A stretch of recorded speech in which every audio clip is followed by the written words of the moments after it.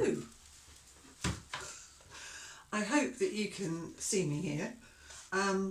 This is going to be a short class just to inspire you. If you've never done abstract painting before, this is a really good way to just start experimenting and lose your fear of it. I've been doing all sorts of abstract experimentations, and I'm going to show you how I painted this one. Not these I did earlier, this one and one other which is up there on the wall. And I haven't filmed exactly like this before, so it's a really simple class. The actual lesson where you observe me doing it is only 24 minutes long, I think. So the next thing I'm going to do is show you which tools I use. So this is literally going to be a quick look at them, that's all. Ah, look, there's a tiny spider. I'll leave him there. This is the paper that I used. It's fairly thick cartridge paper. I bought a wad of it, about 50 sheets I think. Obviously you can use whatever you like. You could use watercolour paper, but the main thing is try to choose a reasonably thick paper because you're going to be trying... Where's that spider gone? I've probably flicked him off. You're going to be using quite a bit of paint in a very loose way, so you don't want your thinnest cartridge paper. This is one of the brushes that I used. It's a bit like a household brush. See if I can read what it says. Stiff white nylon brush, SS119. I don't know what brand that is. I think it might have been a Jackson's own brand, something like that. Jackson's is a website in the UK that I use a lot. This brush I absolutely love using. I haven't used it much at all actually, but I did enjoy how it painted, and you'll see that in the video. It's size 12, an art discount brush, so it's nothing special. This one here, I think I used this, a Georgian size 8, Daler Rowney Filbert. Another small, tiny brush, a 1-inch brush with a flat top. One of my really, really scruffy brushes. I've got lots and lots of these that have got worn down over the years. But they can make some fantastic shapes, particularly if you use them like this. You can get some lovely, almost sort of like star shapes if you do it like that. I don't know that I used it like that in the video though, particularly. I did use a couple of coloured pencils. This is a Derwent Colour Soft pencil. The brand you use is not important at all. This particular pencil is not water soluble. I've got the lid of the tin that I have here. Yeah, they're not water soluble, so you can go over them and they're not going to bleed. So that's quite good, really. I think I possibly used a pink one and an orangey red. And I also used the end of a paintbrush to scratch into paint. I use this spatula. I always call it a spatula, and that's not the right word for it. But I just have this mental block. Well, never mind. This is a spatula. I used one of those. What is this called? I'm getting on a bit, you see. This is the trouble. I can't actually remember. But you know what it is. You've seen one before, and I'll be kicking myself as soon as I stop recording. I'll be thinking, I'll know what it's called. But I just can't remember. Palette knife, that's it, palette knife, yes. Right, there is a palette knife. But I also used, a decorator's paint edge, I think. And I have not looked after it very well. There's got lots of ridges of paint here. And if you're sensible, you'll clean your tools much better than I do. It's very useful because you can obviously use this edge as well. And you'll see what I do with that in the film.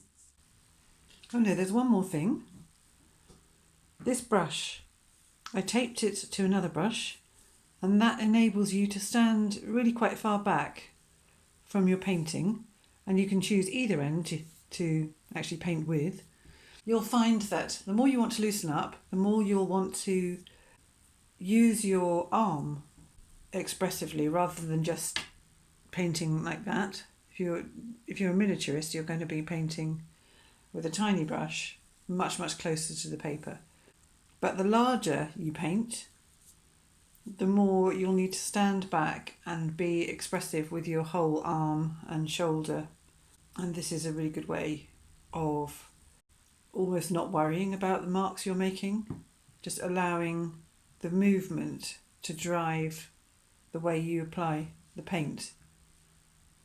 So there we are, that is finally all the items that I used for this exercise. Now I'll show you the paints that I used. This is a student quality acrylic, cerulean blue.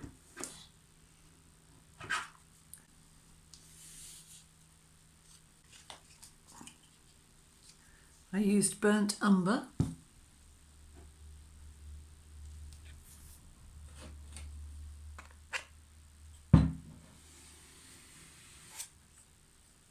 You can see what lovely marks these spatulas make.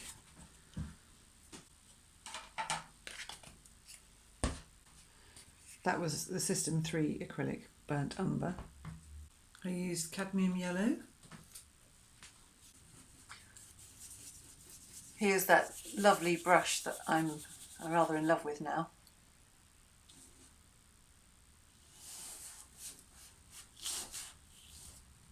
I'm not usually an advocate for buying unusual colours, or rather I like to mix my colours from a selection of about maybe 12 basic colours, but occasionally I find a colour that I want to use in its purest form, or at least with very little other colour mixed in. And this is one of them, this next colour. Light magenta.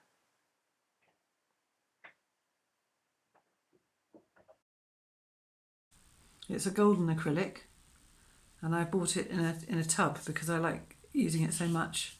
I wanted a larger one. It's a kind of peachy pink, almost like a salmon pink. So it's not really the sort of colour that you can get from mixing white or other colours with the deep magenta. And I'm just trying to think, I think I only used the very tiniest bit of that in this sketch process. And I also used a lot of phthalo blue.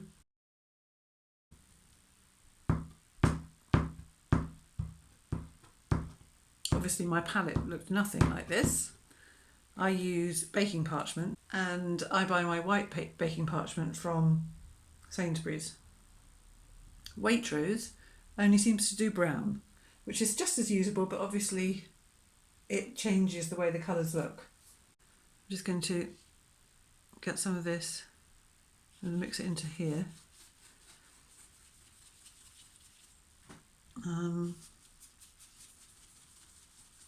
You can get such subtle colours. Instead of putting some white on, I'm just going to put a little bit of gesso on here. This is Liquitex acrylic medium gesso, just to show you. Oh, hang on, that's not. I don't want to pick up the grey.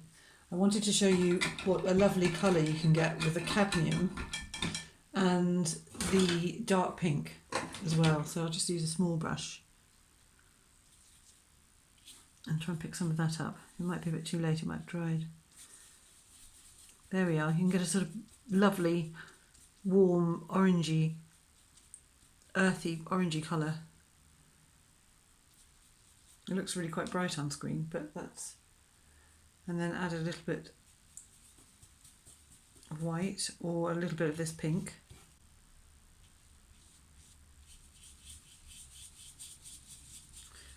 Yeah, I love these warm oranges that you can create with pinks and yellows. Really lovely. Oh, there is one other colour that I used. Now I'm looking at the wall. Just trying to squeeze some more of this out. That's it, a bit too much. There we are. This blue paint is the Phthalo Blue, but it's a Jackson's brand, Studio Acrylic Colour. So with this and more of the burnt umber, you can get a really dark colour. So I'll just try and squeeze a tiny bit more out to prove to you that you can get an almost black colour with those two. Just scoop some up and mix it in here. Obviously that's very greeny looking. I think I used Payne's Grey as well, but I don't have that on my table. Imagine that is Payne's Grey, and I would have probably added quite a bit of Phthalo Blue to my Payne's Grey. No white. I don't know why I added white there. That isn't really what I wanted to do at all.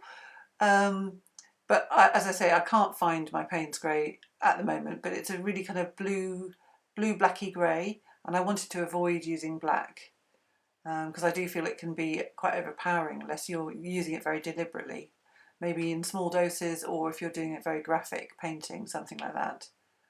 I'm getting a bit carried away with mixing, but you can see how tonally that's incredibly dark and it's not black. And of course you can add some burnt umber to it, which I have, and there's another colour coming up shortly. So there we are, a strange looking palette, but these are the colours that I worked with, and I used burnt sienna. I'll scoop some of that blue up, see what that does. As I fiddle around mixing various colours into each other, what I'm actually doing is I'm creating blobs of very harmonious colour. We've got a lovely combination of bright colours and much more muted colours, and the muted colours are made all the more beautiful when you add little touches of the brighter colours into those colours as you're mixing them. So you'd be using standard neutrals like your darker colours with some awesome white, and then adding combinations of your other colours.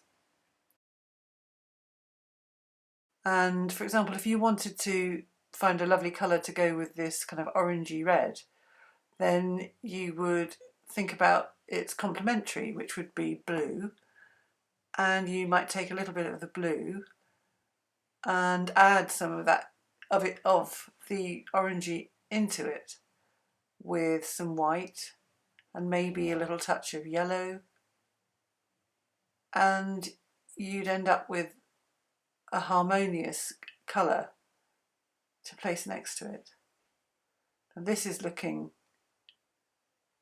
quite green, but you'll see in a minute how it looks even greener when it's placed next to the orangey red, because of course it's orangey red, so the complementary to red is green, so that orangey is a sort of halfway between the red and the orange. It looks quite blue here, but next to that, see how those colours really vibrate against each other, and yet they are still harmonious. They're not harsh, but they vibrate because they look like quite complementary colours. If you were to add a little bit of pink into that greeny colour, then it would tone it down a bit more. In fact, adding any of these colours would tone it down a little and make it less obviously a complementary colour. I think it would look particularly nice with a blue, more of a blue colour, which is what I was trying to achieve in the first place. That's better. That's much more what I was aiming at. So it is really, I mean, colour mix is a whole other thing. This wasn't actually meant to be about that, but it's quite interesting. That's much more the thing that I was going for, the sort of colour that I was going for. So, well, I won't go down this rabbit hole. These are the colours that I used, plus Payne's Grey and white. So, You, of course, can choose whatever colours you like. It's a fairly limited colour palette. It's about 9 colours. You could use a lot less and make it far less complicated for yourself if you're a beginner. Or you could use a lot more if you want to be really experimental and if you want to turn it into a colour exercise. This dried palette shows you the sort of quantities and area of the palette I needed to use in order to create the effects that I did. Oh, this is still a bit wet. So you can see this lovely, I've got this beautiful blue and that very rich salmony pink with this area is absolutely lovely, I think. I do rather love the palettes, I have to say. It's messy, but there's some such beautiful subtle colours. And you can accidentally paint, or rather you can accidentally mix some incredible colours when you're painting.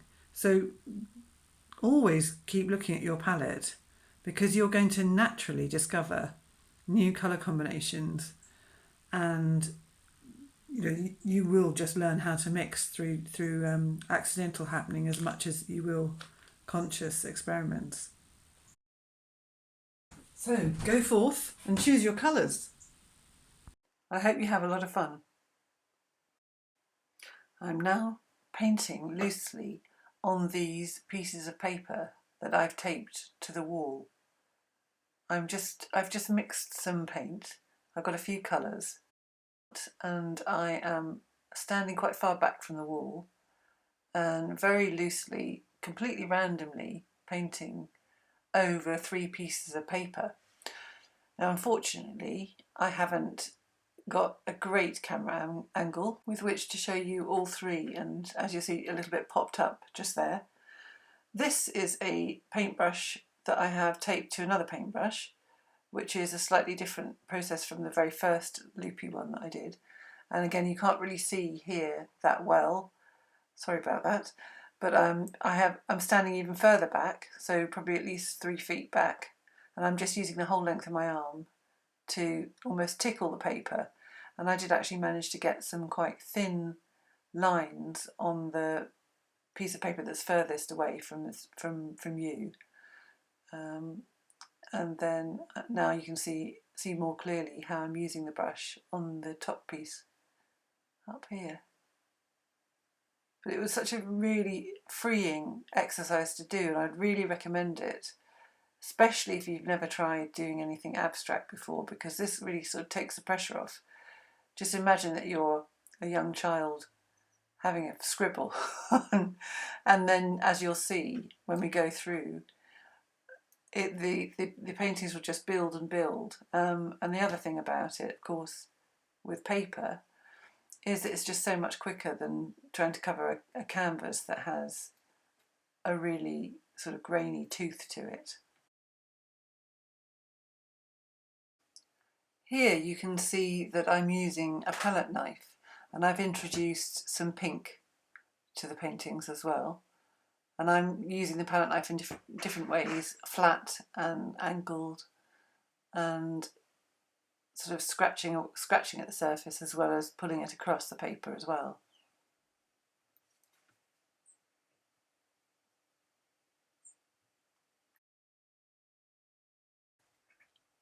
I'm sort of tickling the paper with the edge and the tip of the palette knife here too.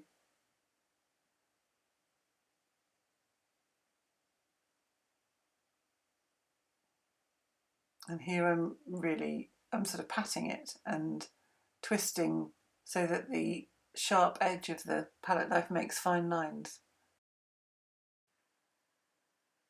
One of the fun things about painting like this is it's almost like you're building a pattern in a way. You're building some rhythm into the painting. And of course this is all going to get covered up. I mean, not always, but I know that this does get covered up. But it still adds a movement and a rhythm to the painting because there'll be areas that are still revealed, and it's a way for your eye to move across a painting. If you have all these layers where colours have moved around the canvas, then that naturally takes your eye, even if a lot of it's been covered up, it takes your eye around the painting. When you look at the finished thing, it all helps to do that. Here you can see that I've added some orange, and unfortunately the camera wasn't working for that part. And now I am using a much smaller brush, quite loosely, to put a much darker tone, a sort of dark grey, Payne's grey colour with a little bit of some of the other colours mixed into it. So a really dark tone. It almost looks like a dark green, at least on screen it does. Anyway. And at this point I'm still not thinking about a particular subject, although I think probably in the back of my mind at all times for this project I was thinking that they will probably end up being a landscape. So I suppose I've started to think about proportions at this point. You can see there's a sort of horizon line, if you like, on that one I was working on then. And on the one nearest the camera, lower down, the horizon is much higher at the top.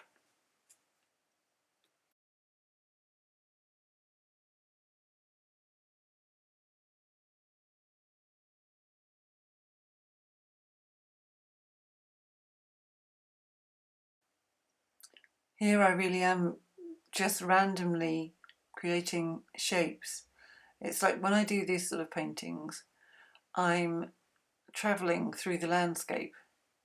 This is a theme that I seem to have discovered. It's like you're literally driving across multiple roads through the land, or down meandering paths, or across fields. That's the way I see it. Or up mountains. It looks a bit like a mountain, and the one on the top.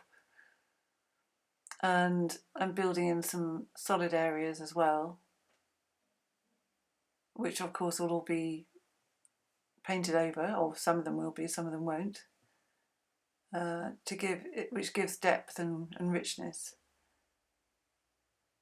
as well, and something to play off of as well. Because if I decided that I wanted one of these paintings to be very dark ultimately, then obviously I've already got some of those areas in to give me a feel for where I want them to be. Or I mean, it may be that I ended up doing several layers of paint like this, and then decided that I really wanted a very light painting, in which case I could cover almost the entire thing in a very light toned colour, and yet there would be so much richness underneath. And I could, if I put quite thick paint over the top, if you imagine this was a wooden painting, these are wooden paintings, paintings on wood, then you can imagine that you've got endless opportunities to build up layers. And if I had lots and lots of rich colours underneath and different patterns like this, and then I put a really huge swathe of pale grey over the top, and allowed part of it to dry and parts not to dry, I could scratch through and reveal some really interesting colours underneath, creating unusual shapes from the front. That's obviously not what I'm doing here at this point. Now I've got a much thicker brush, almost like a tiny workman's decorating brush.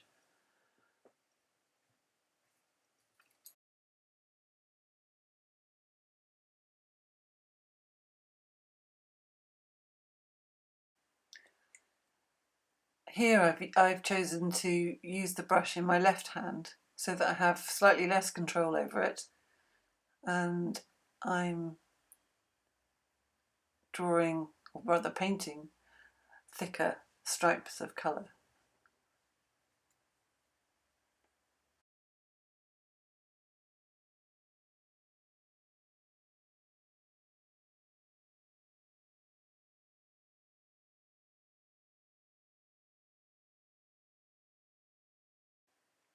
Again, apologies that you can't see what I'm up to at the bottom of this vertical piece, but I'm just stroking paint on fairly delicately, and as I do, the paint is actually drying out, or rather coming off. It's so much has come off that I'm now able to get a very kind of veiled look, and almost like a transparent dry brush effect. Well, that's exactly what it is. It's a dry brush effect. And I've just used the brush almost like a printing tool to press onto the paper, as I'm doing here. And then you get any colours that are behind, you get them coming through. So it's it is a veil of colour over other colours. But it can give quite a nice effect. It's like scumbling, really. That let me think, a 1980s technique that a lot of us did on our walls. I remember my mother and I doing scumbling in the 80s in our home. And now I'm just stabbing at it, at the paper, with the brush. Next, I'm going to go back to the blue, a much darker blue, and again a much bigger brush to get some strong, bold strokes across the paper.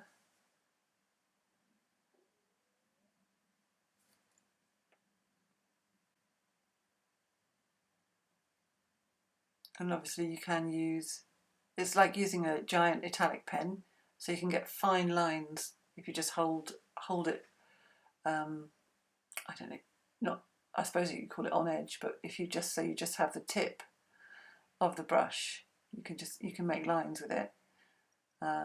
You can make diamond shapes, mountainous shapes.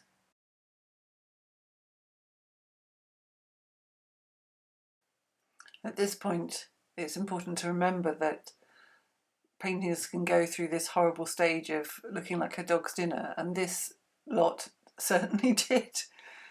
But the beauty of doing something like this on cartridge paper, on the wall as well, is that it gives you the feeling of creating, in quotes, proper painting, but without the pressure, because you're not, apart from obviously using your paint, you're not wasting a lot of money. You're certainly not wasting your time, because you're experimenting and you're learning, you're growing your practice, and you're finding out what images and what marks, what marks you can make and the effects that you can achieve as well by layering paint. And here I'm using my pencil. This isn't a water-soluble pencil, it's just an ordinary soft pencil, to scribble and draw over the painting in various areas. So I'm drawing over just plain white paper, and I'm drawing on top of the paint as well. And obviously it'll show up a lot more in some areas than others as well. But you can be really expressive, and you can use different strengths use your strength to make fine lines, fine delicate lines, or really strongly pigmented hard marks as you sort of hit the paper with the pencil. And there I'm being very loose. I'm just going from side to side, kind of looping, if you like. But it's incredibly freeing just to make marks and not worry about the outcome, because you know that you can always paint over something if you don't like it anyway. So the worst that can happen is that you end up with a bit of a mess on a piece of paper, and the best thing that can happen is that you are excited and you discover new things, and you also may end up with a sketch painting that you'd be proud to put on your wall as well. I mean, that's obviously the ultimate outcome.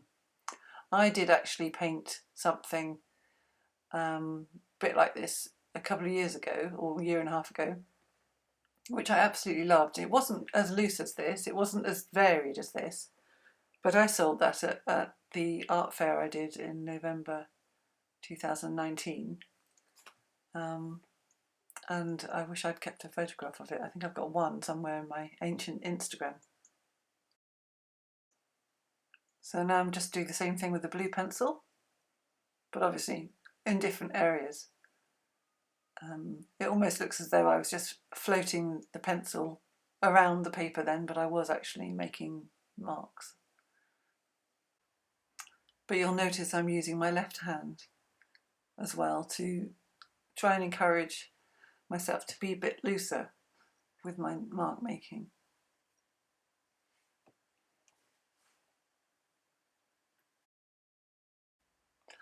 Something I've noticed with using the pencil like this is particularly over wet paint where you've got several layers. So there's maybe yellow underneath and then maybe a bit of pink, a bit of green, and then the dark blue. And I've scratched through the dark blue. You get this lovely effect where some of those other lighter colours come through the darkness. So as well as having the impression of the pencil itself, the pencil's almost like a scratching tool.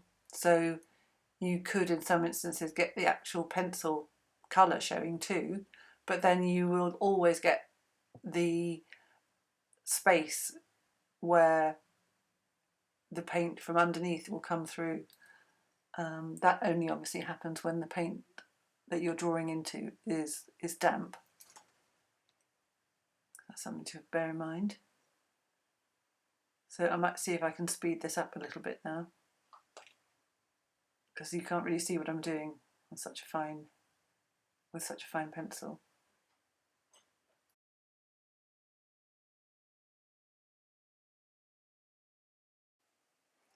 And now I've got my trusty plastic spatula. I've got 3 different sizes for about 90p, which is probably about $1.18 in America. And I just find them incredibly useful. I think this is the widest one I have.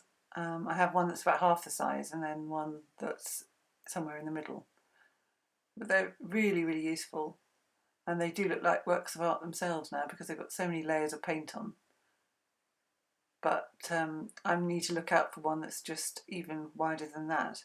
I've got a great wide brush, which I don't use in this video, which is really good for large paintings and getting huge swathes of colour. But this one, as you can see, you can get really fine horizontal lines as well as really wide swathes of colour as well. I haven't got quite enough paint on this spatula at the moment, so it's not actually spreading that far. And of course the surface of the paper is really dry as well, so that doesn't mean, or rather that means that the paint isn't going to slide as easily as it would if it was on canvas or on a wooden board with a bit of medium. Here I've obviously got a lot more paint and I'm scratching through, and some of the blue is coming through. It's making a sort of net effect, really. A pattern there. And it was at this point that I thought, this is looking rather messy and incoherent, and it is really, but it doesn't matter. This is the beauty of it. It really doesn't matter because this is just the underneath, and it's going to change a lot more. This here is another pretty inexpensive tool. I suppose it's a plasterer from another DIY shop, and it's got quite a sharpish edge, although I haven't looked after it as well as I should, so it's a bit lumpy. As you can see, it doesn't necessarily run very smoothly, but it does give interesting marks as you drag it down.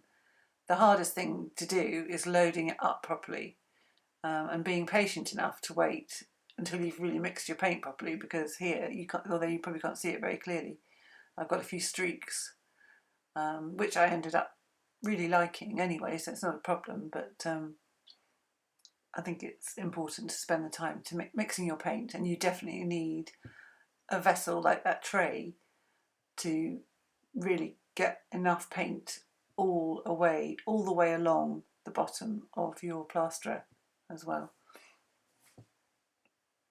So there I mixed up Payne's Grey and I added some burnt umber to it, and again quite a few little bits of some of the other colours as well, to try and make sure that all the colours are harmonious. If quite unusual for me, this isn't my usual colour palette, but it is loosely based on some more experiments I did a couple of weeks ago, which some of you will have seen. That one there that I've just done, that's quite, well, very vigorous and exciting, I think, the one at the top. And here I'm using it more like an arcing sort of tool before coming down again, and then I managed to get quite a curve into it just then. I'm just sorry you can't see the whole thing, but you get the idea.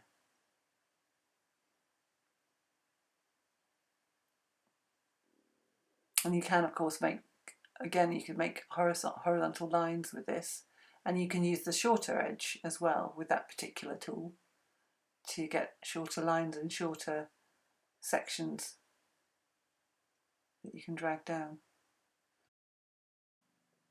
You can see here some close-ups of what I've been up to and all the mess. And I didn't mention it, but I used Kleenedge masking tape to just pin up the corners first of these pieces of paper, and then I went over the top and very carefully laid horizontal and vertical masking tape over the top so that the paper stayed in place and I wasn't really struggling to hold it up while I did that. You can see how wet some of the paint still is here, but there's a real rich, almost purpley look to that Payne's Grey because I think I've got some of the pink in there as well. I used a little bit of magenta. I didn't really use, at this point I hadn't used magenta at all, purely on its own. I've got a pale magenta in a tub that I've used here. Unfortunately, I hadn't properly pressed the record button to show you how I painted this sort of denim blue colour, but I used a really nice brush. It's just a cheap round brush. This is it here. It's a size 12 brush, in case you want to go and get one that's similar. But it's really fab to use. It sort of creates these lovely soft shapes, but you can also get a lot of energy with it, or rather portray a lot of energy with it. I'm using it in quite a delicate way here, just twisting it to make a sort of cloud shape. I absolutely love clouds. Always find them really fascinating and dramatic. Well, some are dramatic and some are very delicate and soft, but you can cover a lot of ground with this brush, as you see there. I'm making more of a random shape there. And then the one on the far left, I'm going to do some more directional fast shapes, which could either be like wispy clouds, or if this was a beach scene at night or something, they could be waves. But at this point, I'm not really thinking about what they are exactly. I'm just making marks and enjoying that, the freedom of doing that without trying to make it look like something. It really is a very freeing exercise.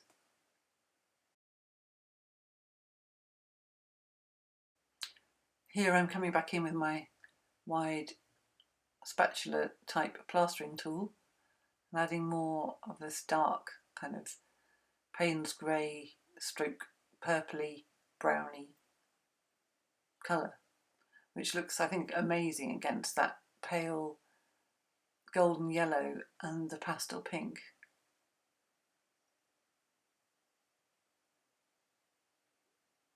And I'm not worrying too much about what I'm covering up either. It just so happens that that bright yellow at the bottom, which is quite similar to my top actually, was miraculously missed by the I'm going to call it a spatula because I can't think of its proper name. And there I managed to get a large bit on the wall, which is not so great. I'm sure I can clean it off later. For this next bit, I'm using my red pencil again, and I've really speeded it up because it's quite a long section where I'm just enjoying making very random marks, adding some quite strong red. And of course, using a strong colour like this, if you're wanting to move the viewer's eye around the painting, if you space out little areas of a vibrant colour throughout your painting, it will lead your eyes around. So here are the finished things. This one looks a bit wonky because it's not flush against the wall, so that's why it's distorted. But I wanted to show you a much better view of the work.